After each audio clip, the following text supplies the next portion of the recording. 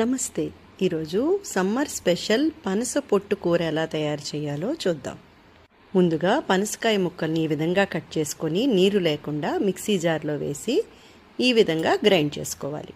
ఇప్పుడు ఒక కుక్కర్ తీసుకొని ఈ పనస పొట్టు, పసుపు, ఉసిరికాయ సైజ్ అంతా చింతపండు, అందులో సగం బెల్లం, 1 కప్పు వాటర్, ఇంకా ఉప్పు వేసి 4 విజిల్స్ వచ్చినంత వరకు ఉడికించుకోవాలి. ఇది చల్లగా అయ్యేలోపు ఆవపిండి ఎలా చేయాలో చూద్దాం. 2 టేబుల్ స్పూన్ల ఆవాలు, 1/2 టీ స్పూన్ జీలకర్ర, 6 ఎండుమిరపకాయలు, 2 స్పూన్ల నువ్వులు, కొద్దిగా పసుపు వేసి పొడి చేసుకోవాలి. శనగపప్పుని 2 గంటల ముందు నానబెట్టి ఉంచుకోవాలి. ఉడికించిన ఈ పనస పొట్టుని ఇలా వడగట్టుకొని నీరు లేకుండా చేసుకొని చింతపండుని తీసివేయాలి.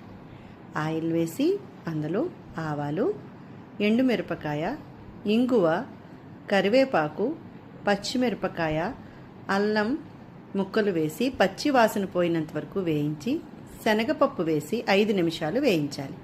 తర్వాత ఈ పనస పొట్టుని గట్టిగా పిండుకొని ఇందులో వేసి 10 నిమిషాలు ఫ్రై చేసి ఈ ఆవపిండి వేసి కలుపుకోవాలి. అన్నీ కలుపుకొని ఒక 5 నిమిషాలు మగ్గించుకున్న తర్వాత ఉప్పు, పులుపు, చింతపండు కావాలంటే మనం ఈ టైంలో అడ్జస్ట్ చేసుకోవచ్చు.